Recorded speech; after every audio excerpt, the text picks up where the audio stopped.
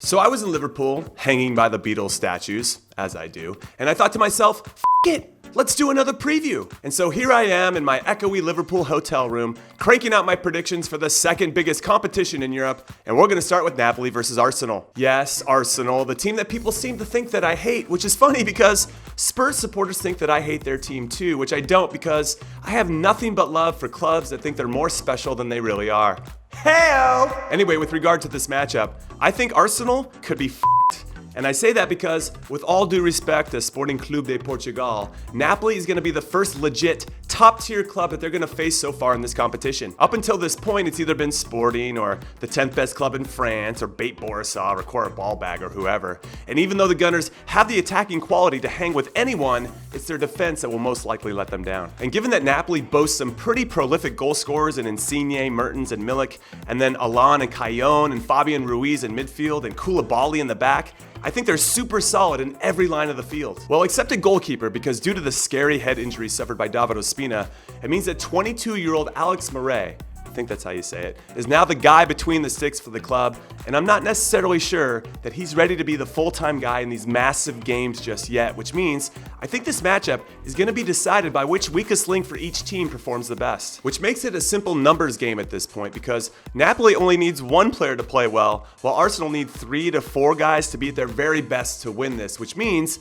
the odds are forever not in Arsenal's favor, especially when one of those 3 or 4 guys includes Mustafi, who I think will have a lot of trouble in particular with the pace and quickness with Napoli's dynamic little guys up top. However, Arsenal are managed by a man in Unai Emery who is a master at winning the Europa League, having done it in 3 consecutive seasons with Sevilla, and we could argue that he has more talent on this current Arsenal squad than he had at any point at Sevilla, though Ivan Rakitic did captain his first Europa League winning side, and career mode legend Kevin Gamero, come on Gamero, was the leading scorer for his next 2 Europa League winning teams, so maybe not. But regardless of that part of the conversation, what I'm trying to say is Emery knows how to win this. But then Napoli manager Carlo Ancelotti has won the Champions League 3 times as a manager and twice as a player.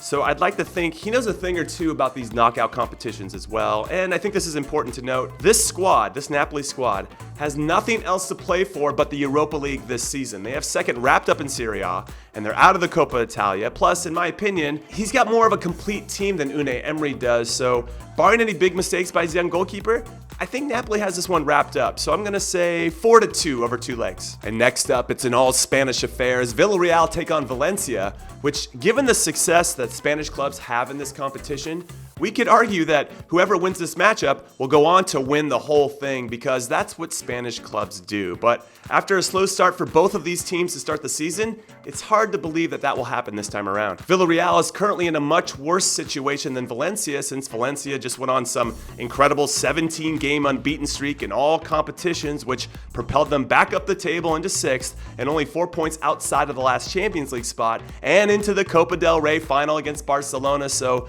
things are on the up and up, though for a while, it was looking pretty bad for them. Anyway, back to Villarreal. They might be getting relegated. Yes, it's been that kind of season for the Yellow Submarine. They're in 18th out of 20 teams with 7 games to go. So I think losing in the Europa League would actually be better for them so that they can focus all of their energy on staying up because let's be honest, dropping into the 2nd division would be a lot more devastating for them than getting bounced in the quarterfinals. So with this in mind, and because Valencia are just the better team overall, and because Villarreal's old coach Marcelino, who surprisingly got fired after 4 seasons with the club after differences with the board, well, he's now the manager of Valencia, so he's definitely going to want his revenge. And because some genius at Valencia made the wise decision of purchasing my hero Kevin Gamero. Come on, Gamero! There's only one way that I'm going, and that's with Valencia taking care of business 3-1. And up next is Eintracht Frankfurt taking on Benfica. And honestly, while doing some research about this game, I learned a few things, and learning is fun. And the first thing I learned is that one of Eintracht's top players, Luka Jovic, is on loan from Benfica, but he's still eligible to play against his parent club in this competition, which I find interesting. And the second thing I learned is that Benfica have never won the Europa League before. I don't know why, I just assumed that they had won at least one, but they haven't. So all of this time, I had been giving them credit for something that they had never done. What was I doing? And the final thing I learned is that this could end up being the best draw of the quarterfinals because Benfica are unbeaten in their last 8 home matches in all competitions while averaging over 3 goals a game during those 8 games. So if they can keep it up and get a big lead in leg 1, which they're hosting, that could be more than enough to see them through to the semifinals. However, Eintracht have won their last 5 matches and are unbeaten in 2019, which is a total of 15 games. And they haven't lost away from home since December, and they've kept a clean sheet in 4 of the last 6 on the road, so what the fuck?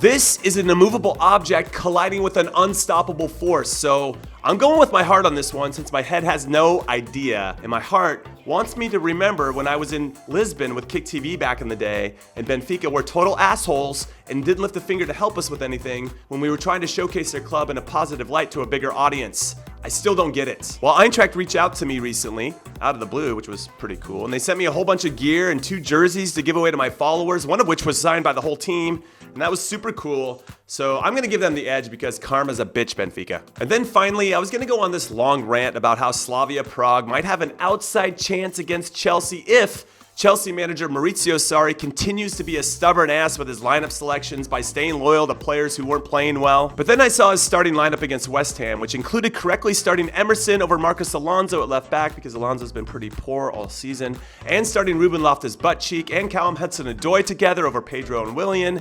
And if this trend continues, I don't give Slavia Prague much of a chance. But I give them 0 chance if Eden Hazard plays like he did against West Ham because when Eden Hazard is properly motivated, he is unplayable and easily one of the best players in the world. So we'll see which version of Maurizio Sarri and Eden Hazard show up because that will determine whether I say Chelsea win 5-3 or 8-1 over these 2 legs. Anyway, that is it. That is all I got. Napoli, Valencia, Eintracht Frankfurt, and Chelsea all making it into the semifinals. So who do you got? If you predict more of them right than me, you'll be entered to win some warm baller stickers, so good luck. Also, please follow me on Twitch. We're building an awesome community over there, and I want you to be a part of it too because you've helped me build an awesome community here. Okay, now I'm leaving. Later.